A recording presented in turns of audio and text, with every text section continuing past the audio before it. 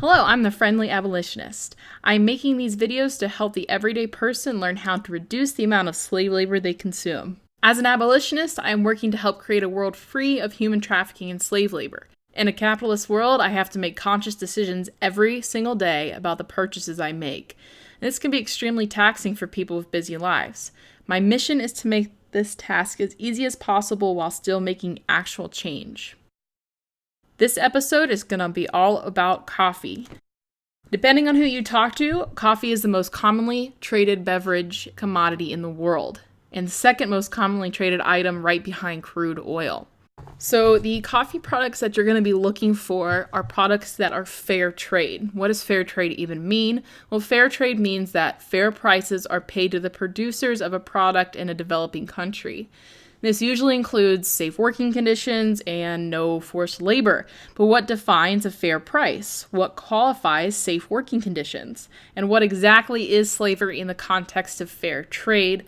Well, this is sort of a rabbit hole of concepts that can make any person, including myself, very confused. I'm going to try and help you reduce that confusion as much as possible. So, what are you looking for when you're shopping for fair trade coffee? You're looking for products that have an easy-to-track supply chain. A supply chain includes where the coffee is grown, how the coffee cherry is picked, and how the coffee is shipped, and how all of the people down the line are compensated for their labor. If you don't have time to track the supply chain, here are a few organizations that can do it for you. Each of these organizations has a label. The first organization has a label called Fair Trade Certified. This label means that the product has at least 20% fair trade ingredients.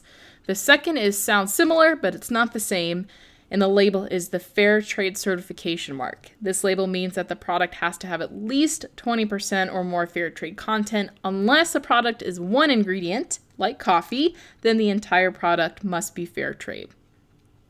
Fair for life, 80% of the ingredients must be fair trade. Unless it's a single ingredient, then the entire product must be fair trade. And Fair Trade Federation has 85% of the product ingredients being fairly traded. These are just a few of the labels. I'll be making another video where I discuss more labels and discuss these ones in further detail. So when people see fair trade, they're automatically thinking that's really expensive. And this can be true, but it's usually not true. There are really expensive, high-quality fair trade items. However, there are also expensive and gourmet specialty items that are not fair trade. And fair trade items will most likely increase the price of a product, but it kind of depends on the product, and it's usually not by much. But this makes sense. You're not using free or very, very low wages to receive a product. And in the end, you're purchasing a product that is the bottom line more ethical than a non-fair trade item. So here I have a couple examples of some fair trade coffee. The first is Equal Exchange, and I have a bag right here myself. This bag was $10 for 12 ounces at a specialty store called 10,000 Villages. But you can get it for $8.25 on their website, and I'll include a link to their website below. This product, while it doesn't have a label on it, is actually certified through Fair for Life, and it's 100% fair trade, and it's extremely delicious. I highly recommend it.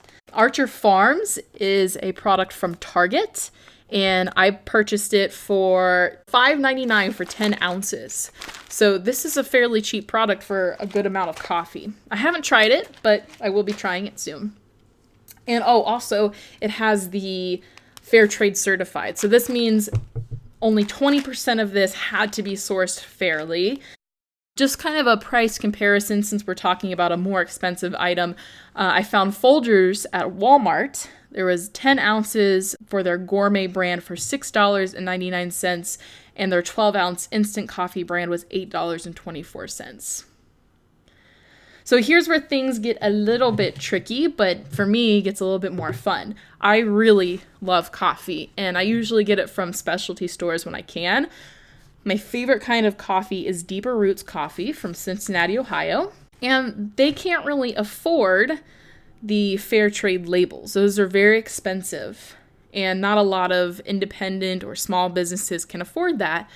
So you usually have to do a little bit of research yourself. And what I do is always go right to the website. Deeper Roots happens to grow their own coffee berries, source those, roast them, and turn them into delicious drinks at their stores.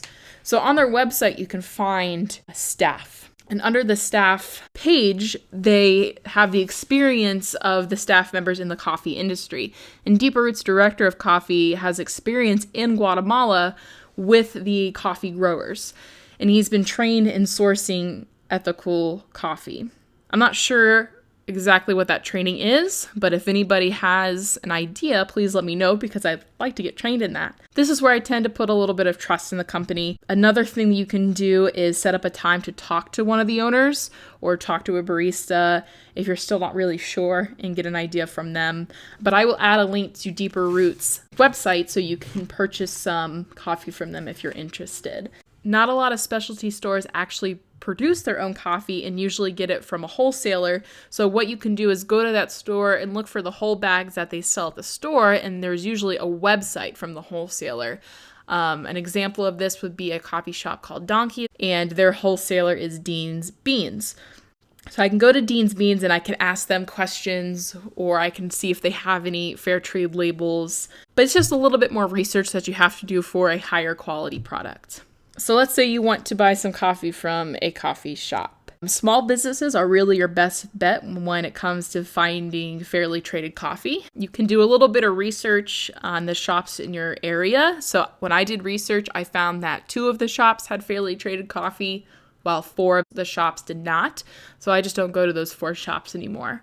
When you're out of town and you need to find something really quick, you can always ask a barista if they know if their products are fairly traded or not. And just a quick reminder, you will make mistakes and accidentally purchase coffee products using slave labor. I've done it. The best abolitionists have done it. Just be kind to yourself. You have no idea how much just simply being conscious of what you're buying does. And I could talk about that a little bit more. I think I'll do that in a later video. So let's say you live in an area that doesn't have any smaller stores, no specialty shops, or you're on a road trip and you desperately need some coffee. The first thing you're probably going to turn to is Starbucks. Starbucks is a tricky corporation. Starbucks says that it is 99% ethically sourcing their coffee. But what does that even mean? Well, it's not as horrible as you may think, but it's very confusing. So I'll try my best to clarify. So Starbucks states that it produces its coffee through CAFE standards. CAFE is Coffee and Farmer Equity. This is a third-party program under the SCS Global Services. These are standards that ensure human rights, environmental rights, and I'll kind of list the standards really quickly. There's a payment of minimum wage, compliance with national laws, freedom of association and collective bargaining, vacation and sick leave, no child labor, discrimination or forced labor, decent housing. So all of this sounds perfect, but there have been many discrepancies on the validity of this organization and whether or not it carries out its objectives effectively. And I'll include a link to a news article about this in the description below. So Starbucks coffee is better than a coffee from Speedway, but sometimes you may feel like you don't have any other options. Even if you have to purchase an unsavory coffee, you can still write the company and ask for more options. I've had to do this many times. I have a standard letter where I tell the company that I was disappointed in my purchase and that I would consider purchasing more products in the future if the company reduced or, even better, eliminated slave labor. Most companies are already doing this to keep up with the demand, so a nudge is only going to help. And I usually send an email and a letter just to make sure that my thoughts are not overlooked. So not everyone, well, most people don't drink their coffee black. And this is where the rabbit hole really begins. You start with one fair trade product and it leads to a never-ending stream of wanting to find more. And this is where I want to stop and take a note. If you try to delve into the fair trade world, you can become really overwhelmed, stressed out, and you might even stop trying. If going all the way works for you, then go for it. That's awesome. But if not, take your time and start with the items you use most often. Okay, so sweeteners, sugars, stevia, honey. You can use the same standards for sugar that you do for coffee. You can find any kind of fair trade sweetener at Walmart, Kroger, Safeway, Whole Foods. They're all over the place. I use Wholesome. It's a great brand where they have fair trade sugar, fair trade stevia, Another brand is Billington's, and even Equal Exchange, the coffee that I discussed earlier, they have fair trade sugar. If you're going to purchase honey, you can find honey from your local farmer. Usually that's going to be pretty fair trade. So use the same standards, look for those same marks, look online. There's plenty of options for you. But what about milks?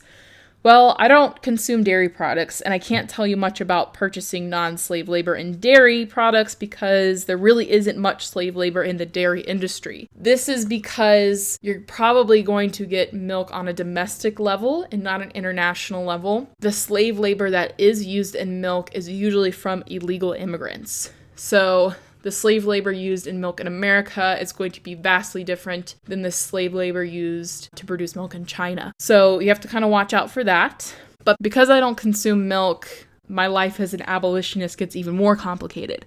I use almond, soy, coconut, and cashew milks in my coffee, and these ingredients are notorious for being sourced with slave labor.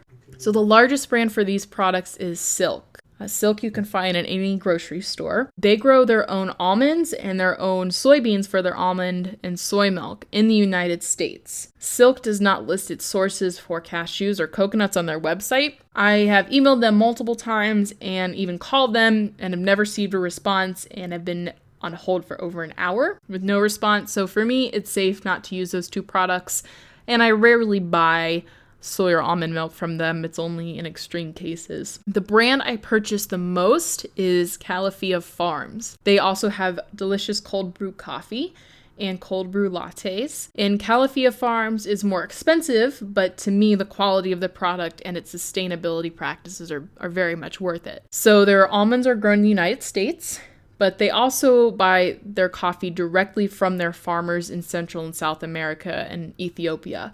So direct trade means that they go straight to the farms. They don't go through any middleman that has control over the farmers in those countries. And they're working on having a fair trade certification. At least that's what they told me on the phone. So hopefully my trust in them will pay off. But they have a delicious almond milk creamer. They have vanilla, hazelnut, pecan caramel. I love using that in my coffee every day. So you have to make the coffee. And it's been kind of simple so far, but it's definitely going to get more complicated. Appliances are notoriously difficult for abolitionists to purchase. The reason is there's so many pieces of an appliance that come from different manufacturers. Some of these manufacturers might not use slave labor, and some of them might. Breville and DeLonghi are the best rated coffee equipment manufacturers, but they're not really completely fair trade. KitchenAid, Becco, and Sunbeam are the worst. But I do have a solution for you. Number one, if you already have a coffee appliance, don't throw it away. If you need another one, my suggestion would be to buy a used one. A lot of people barely use espresso machines, coffee makers, grinders. You can get a used one for pretty cheap, and you're not putting money into the exploitation of people. I have a DeLonghi, a used one, and it's completely acceptable. It's amazing. I love it. It does the job. So a couple places where you can get used products are Craigslist, eBay, OfferUp, and FreeCycle is a cool website where you can even get something for free because the original owner is going to throw it away. So that's all I have for you today. Remember that I included all of the links to these great products in the description below. If you have any questions or need help, please feel free to private message me. Check out my Facebook page at The Friendly Abolitionist for great articles and more information. I'll be creating more videos in this series on other everyday products like clothes, produce, furniture, makeup. If you have any suggestions for a type of product that you'd like me to cover, please let me know in the comments. Also look out for more videos on other great content you can use to become an abolitionist. Thanks. Bye.